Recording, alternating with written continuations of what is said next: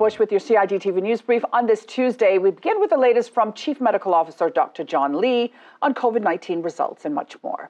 We've done a lot of PCR tests as usual over the weekend, and these amount to some 3,500 over the weekend and a further 1,250 done in the 24 hours from yesterday until today. There are also a number of community positives over the 3-day period from Friday, Saturday and Sunday. This totals 669, which obviously is a large number. I think it's important to realize, though, that we now have over 200 reports of lateral flow tests embedded within that 669 figure. And the total number of positives who have been reported through lateral flow testing is now 832 people. When we give the total number of cases for the islands since last year, that includes our lateral flow positive tests. And the total number of cases since last year is now 3,354. And you're encouraged to go online to gov.ky and hsa.ky for the very latest on COVID-19 vaccination and PCR test results, as well as to find out more about vaccination clinic schedules.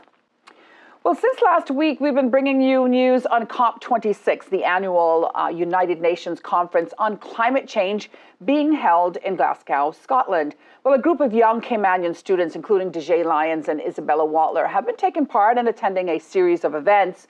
18-year-old Isabella Watler is very active in student organizations and was part of the Caymanian Protect Our Future organization and other organizations related to the environment. She currently attends the University of California and is pursuing a degree in environmental studies and marine science. Isabella was a guest on a climate briefing while at COP26 recently. We're here on Youth Day at COP26, which in theory is all about how we get young people more engaged with the UN process on climate action. Do you feel in the Cayman Islands that the politicians that make the decisions, do you feel like they are receptive to what young people think and your priorities? Yeah, I think in the Cayman Islands we have a really unique interaction because we're so small. Youth can have conversations and sit down with the politicians, and that's not something that happens in most places around the world, so we're really lucky in that sense, and we get to have these dialogues with our politicians.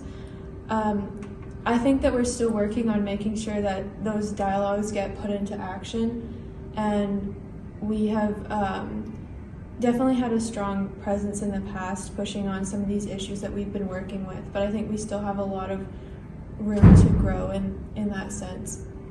One of the big environmental issues that we face in the Cayman Islands is overdevelopment. We have a lot of mangrove ecosystems around the island, and often they're ripped out for these massive development projects, and a lot of people now are asking, like, who are we developing for? Like, is this really benefiting our future generations and the Caymanians, or is this what's the point of this development? Is this the direction that we really want to be taking? So development is definitely a big one. We've also seen, we focus a lot on marine ecosystems as we're an island, so a lot of people are connected with the ocean in that sense. So anything from plastic pollution to coral bleaching. We recently faced stony coral tissue loss disease, which spread around the island, so working to educate people on what that is and how to stop the spread of it.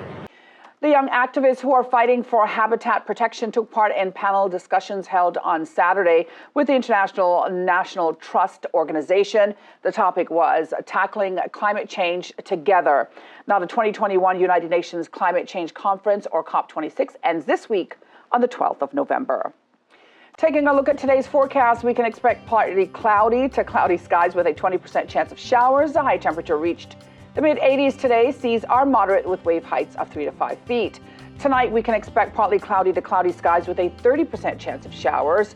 Temperatures will fall to the mid-70s tonight. Winds will be northeasterly at 10 to 15 knots, and seas will be moderate with wave heights of 3 to 5 feet. Now, the outlook is for similar weather conditions around the Cayman Islands through to Thursday morning. The synopsis calls for moderate northeasterly winds and seas, which are expected today as a stationary front lingers over Jamaica and weakens residual moisture from the dissipated front, which is expected to move back into our area from Wednesday morning, increasing our chance chances of showers. Satellite images show mainly mid-level clouds over the Northwest Caribbean with some thunderstorms noted southwest of the island of Jamaica.